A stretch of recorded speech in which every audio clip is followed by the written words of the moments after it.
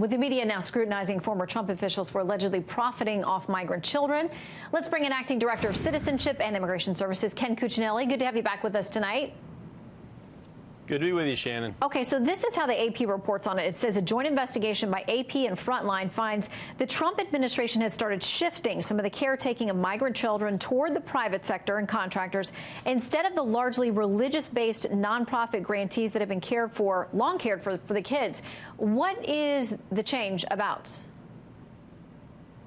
Well, the change is I'm not even sure I'd acknowledge it as a change. We utilize, and really HHS utilizes, a different department handles the children, Health and Human Services. They utilize outside contractors all the time. I mean, I think people are zeroing in on this one at this time for their own reasons, but you also noted in your reporting quite correctly that we have concerns. We've learned lessons from earlier in the year and last year where we need to maintain flexibility. It's interesting that people in Congress are complaining about this, about obtaining this capacity. These are a lot of the same people who are complaining about overcrowding just this summer. Well, which is it?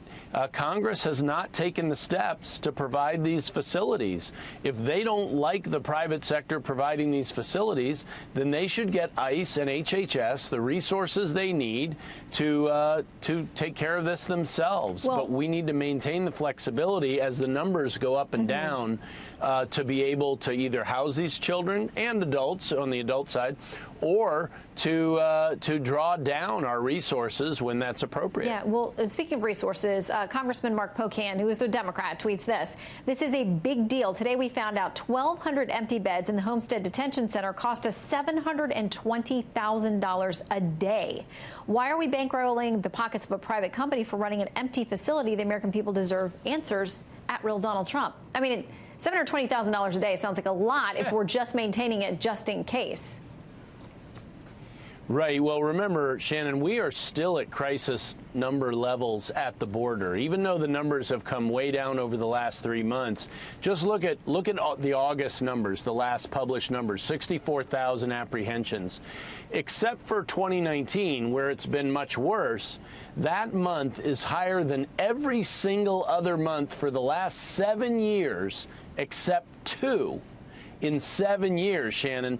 And we'll come down from that in September, I'm sure. Nonetheless, these are still crisis level numbers. And if we're going to see another spike, if that were to happen, we're going to be better prepared by having facilities like this available. Is this what we want? Of course not. What we really want is Congress to finally pass a law and close some of these loopholes that the Trump administration isn't the first to ask them to do this. The Obama administration before us was asking for folks this. Across the political spectrum, they do nothing but then complain. Yeah, I mean, and whether Republicans or Democrats have been in charge, this immigration thing has been bubbling for years and years and years, and is still looking for a concrete solution. I want to ask you about this case out of Fairfax County. The police chief there, there was an officer who was suspended because he held somebody, realized they were here illegally, and that ICE apparently was looking for them. He held them. He got suspended for it.